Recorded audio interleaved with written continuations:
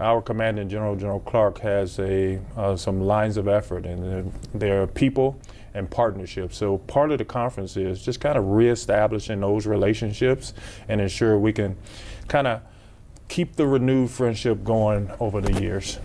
Well, you are a chaplain and also the senior most Muslim chaplain in the U.S. Army. Yes. What exactly is your role? And I believe you do have a bit of a backstory as to what has brought you into this role as well. Take us through that journey. Yeah, it's interesting. As a soldier, I was what's considered a specialist, kind of general entry soldier, and had a lot of trouble in my life because of my past with kind of some trouble with molestation and failing some.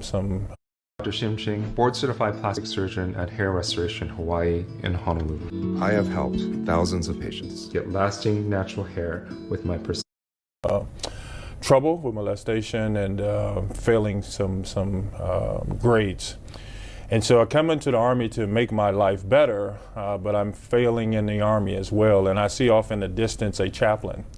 And he comes over and says, you know, why don't you become a chaplain to help people like yourself? And I got to tell you, I've never talked to God, but it felt like that was a God moment for me. So my role as a chaplain really is to help people who are in the most crucial parts of their lives, whether it's marriage conflict, whether they're having trouble adjusting to being a soldier, or just general depression or whatever it may happen. They come into the chaplain, and if they're having trouble, you know, the chaplain is 100% confidentiality. So whatever they're going through, I have an opportunity to keep that in my breast pocket to help them. Right, and that is a job that it's definitely not a walk in the park. It takes years of not just understanding, but also having the right skills to deal with it. What exactly does a chaplain do on a daily basis? How do they have access? How do soldiers have access to you? And what are some of the main issues that are going through a soldier's head and heart? Yeah, we have a term in the chaplaincy called ministry of presence, right? And so whatever meetings are going on, wherever the soldiers are, the chaplain's obligation is to be around those soldiers. And as you know, connection is everything. And if the soldiers see that you have a heart for them and that you're around and you can take care of them, that's how I get access to the soldiers. And it's not just soldiers. When we become senior leaders, our jobs are very stressful. So sometimes senior leaders pull me to the side and just need to have a conversation with me to let off some steam, right? And it helps them go on throughout the day. Right, and so interestingly enough, of course, the chaplain and his role is to focus on the people, and that means diversity and people of many different faith and backgrounds. How do you balance that responsibility, and how do you wear, so to say, different hats in approaching the situation from a different religious angle? Well, one of the things that I focus on, whoever comes to see me, my obligation is that they leave stronger than when they came in that door. So I am not focused on the person's religion. I'm focused on the person itself. And so how can I make that person stronger? Now, in that same context of diversity, we have something that's called provide or perform, right? As a imam, if that person does not want to talk to me or I can't take care of their religious needs, let's just say they're Catholic, I can point them to the Catholic priest. Let's just say they're a rabbi. Jewish, I can point them to the rabbi. So if I can't perform it, then I provide for them. So that helps with the diversity of the chaplain's corps and the diversity of our Army. Help us understand the connection between the role of a chaplain or the need of a chaplain versus being a soldier. It is perhaps sometimes a missed area, or there's not enough understanding or awareness on the importance of having a chaplain or an imam or a priest on site. Right. I mean, a soldier can be physically fit. He or she can have all the external attributes that they need, but all of us have a spiritual soul or a spiritual center.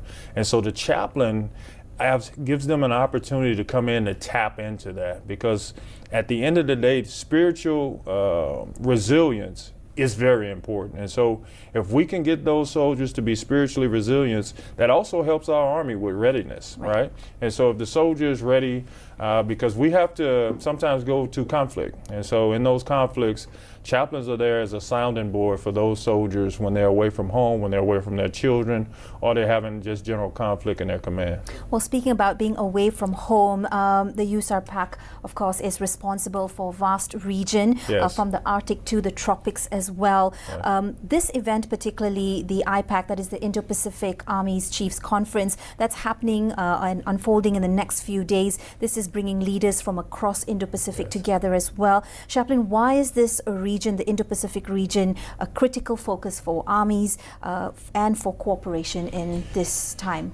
Yeah, this region is ultra important, right? And so one of the roles that the chaplains plays is because if you take in consideration the long hours and the arduous nature of what they're doing with partnerships and the coalitions with IPAC, the chaplain's role in that is very important. As we talked with soldiers, I talked about helping soldiers. Leaders need help too because they're human beings. They're also away from their families. They're also away from their children. And being on the airplane all the time, they get to come into and also sit down with me and say, hey, Chap, I just need a moment. It's interesting. Sometimes I don't have to say a word. They just come in and sit down on the couch for about 10, 15 minutes just for a break and to talk my ear off, and they're going, hey, thank you, chaplain. Take a load off. Yeah, just take a load off. Mm-hmm. You have the chaplain is a willing, listening ear, right? We don't have to say anything profound, but those leaders get an opportunity to just come off and let off some steam, and then they're back to work. Well, Chaplain, we take a quick breather for a few of these messages coming through, but we will be right back. Do stay tuned right here on The Nation. We'll be right back.